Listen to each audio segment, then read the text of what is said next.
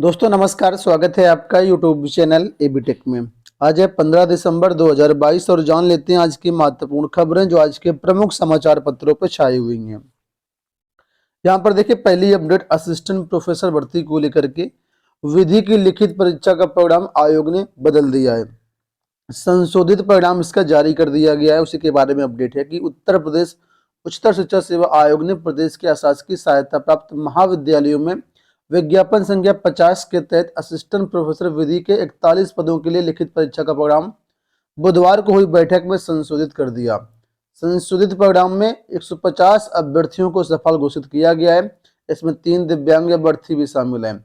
आयोग के सचिव डॉक्टर शिवजी मालवीय के अनुसार संशोधित परिणाम के आधार पर अभ्यर्थियों का जो इंटरव्यू होगा 4 और 5 जनवरी को करवाया जाएगा और जो यूपीएससी का पोर्टल है वहां से जाकर के आप लोग इसको चेकआउट कर सकते हैं। साथ ही यहाँ पर देखो एक अपडेट और एक गृह विज्ञान के साक्षात्कार के लिए 2 और सफल। उत्तर प्रदेश उच्चतर शिक्षा सेवा आयोग ने विज्ञापन संख्या 50 के तहत असिस्टेंट प्रोफेसर गृह विज्ञान के इंटरव्यू के लिए 2 और अभ्यर्थियों को सफल घोषित किया है। हाईकोर्ट के आदेश पर लिखित परीक्षा में शामिल अभ्यर्थियों के प्राप्तांकों का परीक्षण करने पर अनारक्षित और ईडब्ल्यूएस वर्ग के एक अभ्यर्थी के अंक पूर्व में साक्षात्कार के लिए आमंत्रित अभ्यर्थियों के बराबर पाए गए। तो बुधवार को हुई आयोग की बैठक में दोनों सफल अभ्यर्थियों का जो इंटरव्यू 4 जनवरी को कराने का निर्णय लिया गया है। 17 दिसंबर से अभ्यर्थी जो है वो डाउनलोड कर सकते हैं अपने इंटरव्यू लेटर। तो 2 अपडेट यहाँ पर है, देखिए यूपीएचएससी से यूपी बोर्ड एग्जाम सेंटर को लेकर के अपडेट है कि 70 से 80 किलोमीटर दूर बना दिए गए परीक्षा केंद्र। यूपी बोर्ड की हाई स्कूल और इंटरमीडिएट की बोर्ड परीक्षा में इस बार जनपद के कुल 1,50,109 परीक्षार्थी सम्मिलित होंगे और ये अपडेट गोरखपुर जिले से है। जिले में 222 परीक्षा केंद्र बनाए गए। इस बार 2 विद्यालयों के परीक्षा केंद्र 70 से 80 किलोमीटर दूर बनाए गए हैं। केंद्र निर्धारण को लेकर के इस बार 80 से अधिक आपत्तियां दर्ज कराई जा चुकी हैं। शहर एवं देहात दोनों क्षेत्र के विद्यालयों को मिलाकर के सबसे ज्यादा आपत्तियां विद्यालय से केंद्रों की दूरी को लेकर के दर्ज हुई हैं। देख सकते हैं आप लोग इतना दूर बच्चा कैसे पेपर देने जाएगा हाई स्कूल इंटर का, 70 से 80 किलोमीटर। हालांकि ये फाइनल अभी लिस्ट नहीं है, अभी इसमें आपत्तियां ली जा रही हैं और आपत्तियों का निस्तारण करते हुए फाइनल लिस्ट जो है वो शीघ्र ही जारी की जाएगी। बात कर लेते हैं हम लोग अगली अपडेट के बारे में। तो देखिए अपडेट की माध्यमिक स्कूलों में छुट्टियों की व्यवस्था में होगा बदलाव। राजकीय माध्यमिक विद्यालयों के शिक्षकों व प्रवक्ताओं के 30 दिन तक के चिकित्सा उपार्जित बाल देखभाल अवकाश समेत सभी तरह के अवकाश अब डीआरएस स्तर से दिए जाएंगे। वहीं प्रधानाचार्य व प्रधानाध्यापकों के पास केवल आकस्मिक यानी सीएल अवकाश स्वीकृत करने का ही अधिकार रहेगा। महानिदेशक स्कूल शिक्षा विजय किरण आनंद ने छुट्टियों की व्यवस्था में संशोधन के लिए शासन को प्रस्ताव भेज दिया। ये छुट्टियां मानव संपदा पोर्टल पर ऑनलाइन दी जानी है। अभी तक शिक्षकों के उपरोक्त दोनों तरह के अवकाश मंजूर करने का अधिकार प्रधानाचार्य प्रधानाध्यापक के पास रहता था, लेकिन अब नई व्यवस्था के अनुसार जो है केवल सीएल अवकाश ही प्रधानाचार्य स्वीकृत कर पाएंगे और बाकी सारे जो अवकाश हैं वो डीआरएस के अंडर दे दिए जाएंगे। इस व्यवस्था को लेकर के यहाँ पर काफी विरोध भी हो रहा है। यहाँ पर आप लोग देख सकते हैं लिखा कि शिक्षा का अवकाश डीआरएस के स्वीकृत करने का जो है विरोध। और यहाँ पर देखो बताया कि जैसी पहली व्यवस्था थी उसी तरीके से व्यवस्था भी लागू की जाए। ये जो नया प्रस्ताव गया शासन के पास है, ठीक है, ये जो है सही नहीं है और इससे क्या होगा, डीआरएस जो है शोषण करेंगे शिक्षकों का। देखो यहाँ पर साफ तौर पर बताया गया है नई व्यवस्था से शिक्षकों को परेशानी का सामना करना पड़ेगा। नए प्रस्ताव में प्रधानाचार्य प्रधानाध्यापक सिर्फ आकस्मिक अवकाश ही स्वीकृत कर पाएंगे। चलिए इससे जुड़ी हुई एक अपडेट और देख लेते हैं। यहाँ पर ये अपडेट है आपका प्रधानाचार्य भर्ती 2013 को लेकर के डीआरएस की गड़बड़ी से अटके 4 मंडलों के पैनल। देखा कि अशासकीय सहायता प्राप्त माध्यमिक विद्यालयों की प्रधानाचार्य भर्ती 2013 का परिणाम 8 वर्ष बाद घोषित किए जाने पर भी अध्याचन में गड़बड़ी के कारण 4 मंडलों के प्रधानाचार्य प्रधानाध्यापकों की नियुक्ति अटक गई है। यह गड़बड़ी भर्ती के लिए उत्तर प्रदेश माध्यमिक शिक्षा सेवा चयन बोर्ड को भेजे गए अध्याचन में तो थी ही, लेकिन जब परिणाम घोषित करने के पूर्व चयन बोर्ड ने सत्यापन करवाया तो भी जिला विद्यालय निरीक्षकों के स्तर से गड़बड़ी दूर नहीं की गई। इसके कारण उन चयनित प्रधानाचार्यों प्रधानाध्यापकों को नाराजगी जताई है जिनके पैनल जारी नहीं किए गए। इस गलती का तब पता चला जब परिणाम घोषित किए जाने पर 4 मंडलों से आपत्तियां दर्ज करवाई गईं।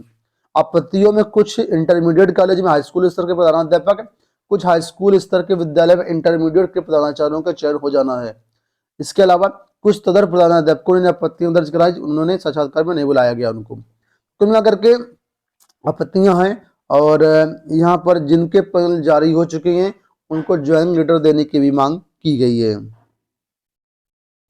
उत्तर प्रदेश माध्यमिक शिक्षा सेवा चयन बोर्ड से देखो एक बड़ी अपडेट है कि टीजीटी कला भर्ती 2016 का बदलेगा परिणाम।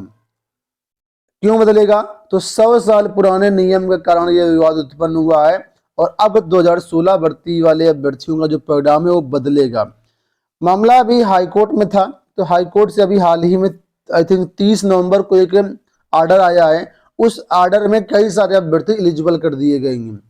तो जो भी अभ्यर्थी एलिजिबल हुए हैं उनको भी दोबारा से रिजल्ट जारी किया जाएगा। साथ में जो है उनका इंटरव्यू तो इसमें था नहीं, इसके बाद आगे उनको मतलब कुल मिलाकर चयन सूची में शामिल किया जाएगा। अगर मेरिट सूची में आते हैं तो उनका जो है फाइनल रिजल्ट डिक्लेयर करके उनको ज्वाइनिंग दी जाएगी। अब मामला क्या देखिए, मामला यहाँ पर यह था कि आप लोग जानते होंगे कला विषय के लिए इंटर में प्रावधिक कला की जरूरत है, ठीक है। लेकिन वहीं पर बहुत से ऐसे अभ्यर्थी हैं जिन्होंने हाई स्कूल में चित्रकला विषय पढ़ा था। तो जब चित्रकला विषय पढ़ा था तो चयन बोर्ड ने क्या किया, टेक्निकल आर्ट ना होने का इन अभ्यर्थियों को बाहर कर दिया, बोला कि आपका टेक्निकल आर्ट नहीं है। ये अभ्यर्थी कोर्ट चले गए और कोर्ट में इन्होंने ये पॉइंट रखा कि जो भर्ती होती है वो 1921 नियमावली के आधार पर होती है, ठीक है। और यहाँ पर यूपी बोर्ड की बात करें तो यूपी बोर्ड में 1998 के पाठ्यक्रम में 1998 से टेक्निकल आर्ट को हाई स्कूल से समाप्त कर दिया गया। अब हाई स्कूल में टेक्निकल आर्ट का कोई पेपर नहीं होता है, चित्रकला का ही पेपर होता है। तो जब यूपी बोर्ड ने टेक्निकल आर्ट समाप्त करके चित्रकला में इसको इंक्लूड कर दिया तो फिर चित्रकला वाले अभ्यर्थियों को एलिजिबल क्यों नहीं किया गया। इस पर काफी अच्छी सुनवाई हुई और हाई कोर्ट ने यहाँ पर अभ्यर्थियों के पक्ष में फैसला दिया और हाई कोर्ट ने कहा कि जो भी अभ्यर्थी ऐसे हैं जो हाई स्कूल में चित्रकला लिए हुए हैं इनको शामिल किया जाए और इनको जो है मतलब आगे की प्रोसेस में शामिल किया जाए और जो अगर चयनित होते हैं तो उनको नियुक्ति पत्र दिए जाएं। तो ये पूरा मामला था। यहाँ पर 439 पदों पर यहाँ पर भर्तियां हुई 2021 वाले में और अब जो भी नए अभ्यर्थी शामिल होंगे उनको शामिल करते हुए यहाँ पर जो इसका दोबारा से परिणाम जारी किया जाएगा। टीजीटी से जुड़ी एक और अपडेट है कि घट गए पद और बढ़ गई बेरोजगारों की फौज। एलटी ग्रेड और टीजीटी दोनों के बारे में यहाँ पर अपडेट किया गया है। यहाँ पर अपडेट ये है कि प्रदेश के शासकीय सहायता प्राप्त विद्यालय हों या राजकीय माध्यमिक विद्यालय, हर जगह शिक्षकों के पदों की संख्या घट गई है और इन पदों के लिए दावेदार जो है बीएड पास बेरोजगारों की संख्या बढ़ी है। नई भर्तियां भी फंसी हुई हैं और बेरोजगारों की फौज नौकरी के लिए भटक रही है। प्रदेश के शिक्षण संस्थानों में हर साल 1 लाख से अधिक बीएड की डिग्री लेकर के अभ्यर्थी निकलते हैं। टीजीटी भर्ती हो या अन्य भर्तियां सब में ये अभ्यर्थी आवेदन करते हैं। तो बात कर लेते हैं 2022 भर्ती के बारे में। तो लिखा है कि करीब टीजीटी के 8,69,000 और टीजीटी के करीब 4.5 लाख आवेदन आए, कुल मिलाकर के 13-13.5 लाख आवेदन हैं। और पिछली भर्ती के मुकाबले देखा जाए तो पदों की संख्या बहुत कम हो गई है। पिछली बार यहाँ बताया गया कि 2021 टीजीटी भर्ती में 15,198 पदों पर विज्ञापन जारी किए गए थे और अभ्यर्थियों की संख्या लगभग 11.5 लाख थी। तो इस बार पदों की संख्या भी घटी है और आवेदक भी बढ़े हैं।